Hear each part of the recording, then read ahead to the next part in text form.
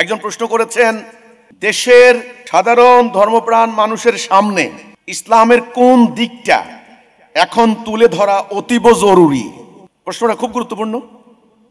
শতাব্দীর পর শতাব্দী ধরে আমাদের ধর্মপ্রাণ মানুষের সামনে ইসলামের নামে একটা আইডিয়া বা আইডিওলজি, ইসলামের একটা কনসেপ্ট প্রচার করা হয়েছে মাহফিলে, মক্তবে, মসজিদে, খানকায় বা তার আপনার হলো মাদ্রাসায়। সেটা কি? বেশি বেশি নামাজ পড়ো, নামাজ জান্নাতের চাবি। দেখেন, এটা জাল হাদিস, কিন্তু বেশি বেশি নামাজ পড়ো, সহি শুদ্ধ করে সূরা কারাত পড়ো, দোয়া কালাম পড়ো, ওযুর দোয়া, গোসলের দোয়া, তায়াম্মুমের দোয়া, নাপাক থেকে পাক সাফ হওয়ার দোয়া, এই সমস্ত কিছু অর্থাৎ হাদিসের তাহারাত অধ্যায় খুব ভালো করে একেবারে পড়ানো হয়েছে। ভালো কথা। এই জন্যে মানুষগুলি খুব পায়বন্ধ, অজু করতে পায়বন্ধ, তারপরে নামাজের মধ্যে একেবারে খুব সতর্ক সজাগ, রোজা রাখতে খুব সতর্ক, একেবারে যেন 1 মিনিট আগেও যেন ইফতার না হয়ে যায়, রোজা না ভাঙে, থুতু ফেলতে ফেলতে গলা শুকিয়ে ফেলে, যেন থুতু না গিলে অর্থাৎ রোজা যেন ফৌত না হয়। অর্থাৎ এই আমলগুলির ক্ষেত্রে জনগণ খুব সজাগ সচেতন, অর্থাৎ এ পর্যন্ত ওদেরকে শিক্ষা দেওয়া হচ্ছে। কিন্তু এখন যে বাস্তবতা এসেছে ধর্মপ্রাণ মানুষের সামনে, এই শিক্ষাটা এখন তুলে ধরা জরুরি যে তাদেরকে বলতে হবে, দেখেন ইসলাম দিয়ে আমার ব্যক্তি জীবন যেমন চলবে, ইসলাম দিয়ে রাষ্ট্র চলবে, এটা বলতে হবে। ইসলামের মধ্যে আল্লাহ রাব্বুল আলামিন আপনার জন্য রোজা যেমন ফরজ করেছেন, আল্লাহর দ্বীন প্রতিষ্ঠার জন্য কেতাল করাও ফরজ করেছেন। মানুষ তো জানে না। মানুষকে বলতে হবে যে একজন আমিরের আদেশ মানা আপনার জন্য ফরজ, একজন আমিরের আদেশ আপনাকে মানতে হবে। তাকে বুঝাতে হবে আপনার জান এবং মাল আল্লাহর রাস্তায় দিতে হবে। তারা মনে করে ওই যে ফকির আইসা বলে যে, কে আসো গো বাবা মারা, আমারে 10 টাকা দাও, 10 টাকা দিলেই বোধহয় আল্লাহর রাস্তা দিন। নো, তাকে বুঝাইতে হবে নামাজ যেমন ফরজ, যাকাত দেওয়া ফরজ। তোমাকে অন্তত এই এই খাতে তোমার অর্থ দান করতে হবে, তোমাকে দিতে হবে। আল্লাহর রাস্তা তোমাকে দান করতে হবে, জান এবং মাল তোমাকে জিহাদ করতে হবে, তোমাকে ঐক্যবদ্ধ হতে হবে, তোমাকে এই দিনটাকে, কোরআনকে রাষ্ট্রীয় জীবনের প্রতিষ্ঠার জন্য সংগ্রাম করতে হবে। একজন নেতাকে তোমার নেতা মানতে হবে। অর্থাৎ রাষ্ট্রীয়, জাতীয়, সামগ্রিক, সামষ্টিক দিকটা ইসলামের কতখানি গুরুত্বপূর্ণ, কতখানি ইম্পর্টেন্ট, কতখানি বেসিক, আসল, জনগণের সামনে এখন এই শিক্ষাটা বারবার তুলে ধরতে হবে। জনগণ মনে করে যে রাষ্ট্র ক্ষমতায় ইসলাম আসলে পারবে না, আধুনিক রাষ্ট্র ইসলাম চলে না। এখন জনগণকে এটা বুঝাতে হবে, না, সম্ভব। কিভাবে সম্ভব, সেই রূপরেখা কেমনে, কিভাবে, সেটা এখন হিজবুত তাওহীদের কর্মীদের উপরে সেটা দায়িত্ব পড়েছে আপনাদের। এবং জনগণকে এটা বলতে হবে, দেখেন আল্লাহ শিরিক ক্ষমা করেন না। জনগণকে বুঝাতে হবে শিরিক কাকে বলে। জনগণ মনে করে কবরে মোমবাতি দাওন শিরিক। নো, এগুলা শিরিকের একেবারে ক্ষুদ্রাতি ক্ষুদ্র ব্যাখ্যা করতে করতে ওই পর্যন্ত নিয়েছেন। নো, জনগণকে বোঝাতে হবে, জনগণ আল্লাহ কোরআনে বলেছেন আল্লাহর কিছু মানা কিছু না মানা এটা শিরিক। আল্লাহ শিরিক ক্ষমা করবেন না। শিরিক যারা করে তারা মুশরিক। জনগণ মনে করে আবু জাহেল, আবু লাহাবরা ছিল মুশরিক, ওরা মূর্তি পূজা করত। আমরা কি মূর্তি পূজা করি? জনগণের মাথার ভিতরে কিন্তু ওই যে পূর্ববর্তী অতি ব্যাখ্যাকারী পণ্ডিতরা ব্যাখ্যা করে এগুলো বুঝিয়েছেন, যারা মূর্তি পূজা করে এটা শিরিক, হিন্দুরা মুশরিক।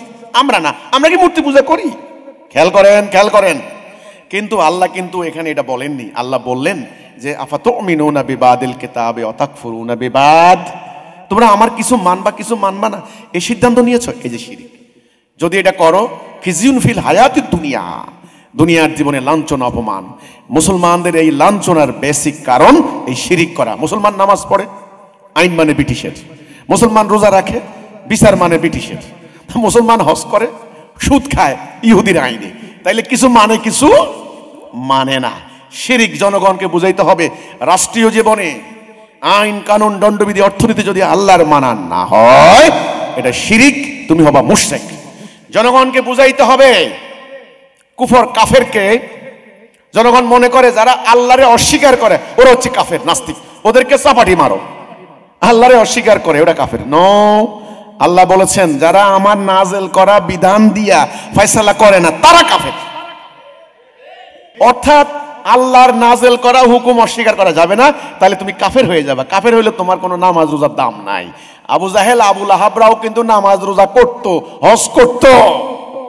এই জনগণকে এই বেসিক ধারণা দিতে হবে শিরিক কি কুফর কি। আচ্ছা দেখেন, জনগণ মনে করে, আমাদের আলেমরা ওয়াজ করেছেন সারা বছর, জনগণ মনে করে বেদাত। কি বেদাত? ঈদ মিলাদুন নবী বেদাত, জশ্নে জুলুস বেদাত, ইয়া নবী সালামু আলাইকা কইয়া দাঁড়িয়ে যাওন বেদাত।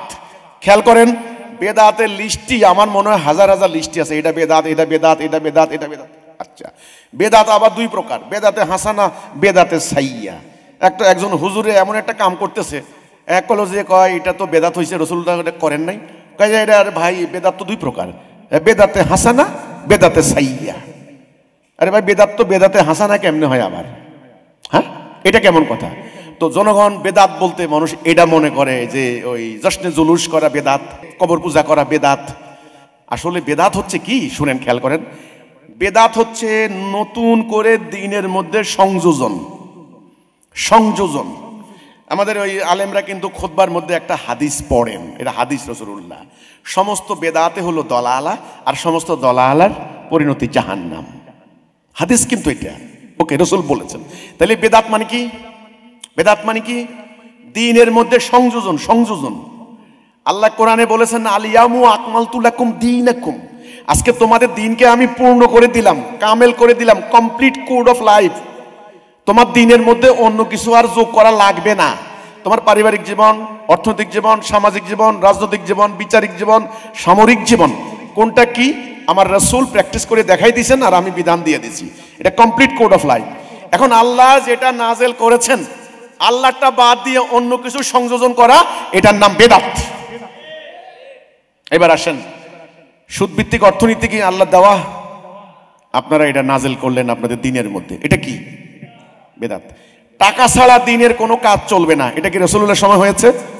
আপনারা কি করলেন? আলাদা একটা শ্রেণী বানায় নিলেন, এটা হলো উরাসাতুল আম্বিয়া, এনারা দ্বীনের কাজ করবেন। আপনার মারা গেলে মুদ্দা দাফন করাই দিবে, টাকা দিবেন। আপনারা মাহফিল শুনবেন, টাকা দিবেন।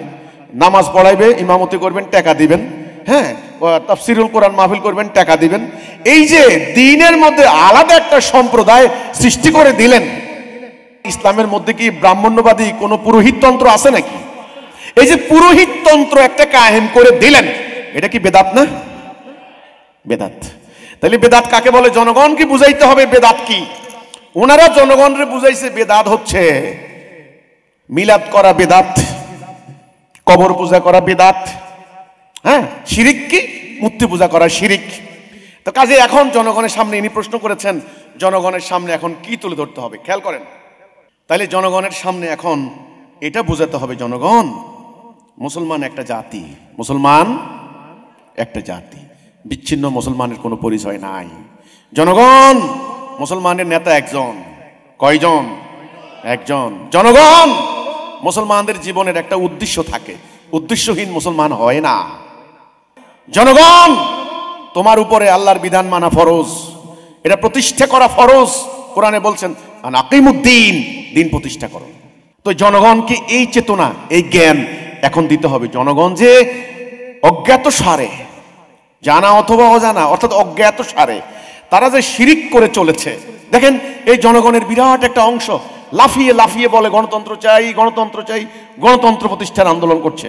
ওরা কি এটা বলে আল্লাহর বিধান চাই, আল্লাহর তাওহীদ চাই, আল্লাহর হুকুমত চাই? তারা বলে। সেই জনগণের ওয়াজ মাহফিলে এক বান্ডেল টাকা আমাদের আলেমরা কি করে নিয়ে যান? আমাদের আলেমদের উচিত ওদেরকে ওয়াজ শুনিয়ে টাকা কামাই করার থেকে বরং ওদেরকে তাওহীদের দিকে ঐক্যবদ্ধ করা। তো জনগণের কাছে এখন ইসলামের এই রিয়েল মেসেজ, আসল বার্তা তুলে ধরতে হবে। এই কাজ নিয়ে মাঠে নামতে হবে এখন হিজবুত তাওহীদকে। এটার নাম বিপ্লব, এটার নাম দিছি কি? বিপ্লব মানে কি? আমূল পরিবর্তন, top to bottom change, total change, আমূল পরিবর্তন। নবী করিম সাল্লাল্লাহু আলাইহি সাল্লাম একটা বিপ্লব করেছেন। সেই বিপ্লবের মূল মন্ত্র ছিল লা ইলাহা ইল্লাল্লাহ, আল্লাহর বিধান ছাড়া কারো বিধান মানি না। বাস, ওই বিপ্লবের ঢেউ আরবের প্রতিটা গোত্রে গোত্রে আপ্লুত করেছে, আচ্ছন্ন করেছে। এই বিপ্লব মানুষের মনস্তাত্ত্বিক পরিবর্তন, মনোজগতের পরিবর্তন সাধন করার জন্য আপনাদেরকে এখন সংগ্রামে নামতে হবে।